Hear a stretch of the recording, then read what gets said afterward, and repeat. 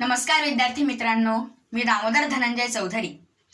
सर्वांनी दिवाळीच्या फराळाचा आस्वाद घेतला असेलच. कोरोना प्रादुर्भावामुळे आपण सर्वांनी नियमांचे आणि शिस्तीचे पालन करून दिवाळी साजरी केली. तसेच आता शाळा सुद्धा लवकर सुरू होवो ही परमेश्वराकडे प्रार्थना करूया. शाळा बंद असूनही अभ्यास, शिक्षण, परीक्षा या सर्व गोष्टी सुरू होत्या आणि आता दुसऱ्या सत्राला सुरुवात होणार आहे.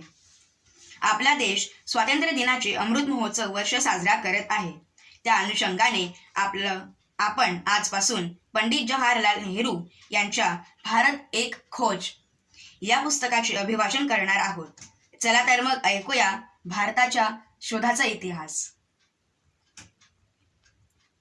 जवाहरलाल नेहरू ने 3 कालजयी कृतियों की रचना की: विश्व साहित्य की झलकियां, आत्मकथा और भारत की खोज.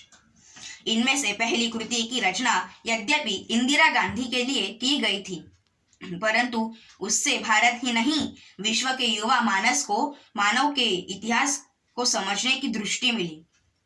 उसी तरह जैसे उनकी आत्मकथा व्यक्ति विशेष की जीवन कथा मात्र नहीं है, बल्कि उससे नए भारत की मानसिक बनावट को समझने की अंतर्दृष्टि मिलती है.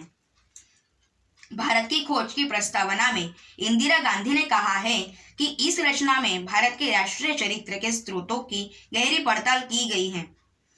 भारत की खोज की रचना 1944 में अप्रैल-सितंबर के बीच अहमदनगर के किले की जेल में हुई. यह पुस्तक 9 अगस्त 1942 से 28 मार्च 1945 के बीच के अपने साथियों और सहबंदियों को समर्पित की गई है. तिथियों का यह चुनाव संयोग भर नहीं है, बल्कि उस दौर की घटनाओं के प्रति नेहरू के गहरे सरोकार की ओर इशारा करता है. पुस्तक की भूमिका में नेहरू ने कारावास के अपने इन साथियों को बहुत सम्मान से स्मरण किया है. कारावास के जीवन की कठिनाइयों और कष्टों के बावजूद उन्होंने असामान्य रूप से योग्य और सुसंस्कृत इन व्यक्तियों के साहचर्य को अपना सौभाग्य माना. नेहरू ने लिखा है, मेरे सामने ग्रहण करने के लिए यह तमाम दौलत थी और एकमात्र बाधा उससे लाभान्वित होने की मेरी सीमित क्षमता थी.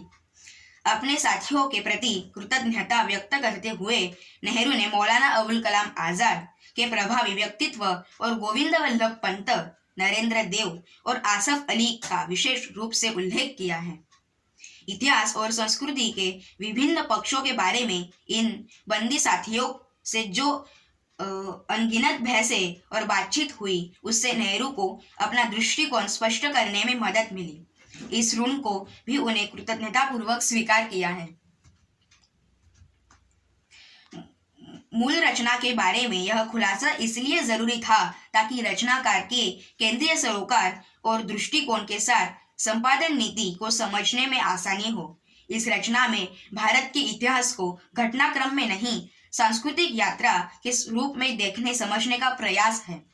अतीत का यह भार रचनाकार की विरासत है, व्यक्ति की नहीं पूरी मानव जाति की, जिसे उसने हजार वर्षों की काल यात्रा में जिया, झेला और धारण किया है.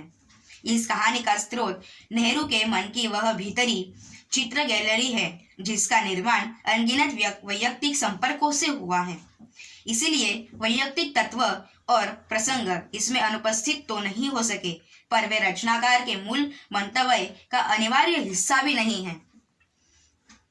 संपादन करते हुए सर्वोपरि महत्व भारत की खोज के इस संक्षिप्त अनुदित संस्करण के संभावित पाठक वर्ग के स्तर और अपेक्षा को दिया गया है. यह अनुवाद पठनीय, बोधगम्य और ध्यानवर्धक हो. पढ़ने के क्रम में संपादन के बावजूद निरंतरता और प्रवाह बना रहे. इसके सुधी पाठक इसकी मूल संवेदना को अखंड रूप में ग्रहण कर सके, यही हमारा प्रयास है. आशा है पाठक इसे ऐसा ही पाएंगे. धन्यवाद.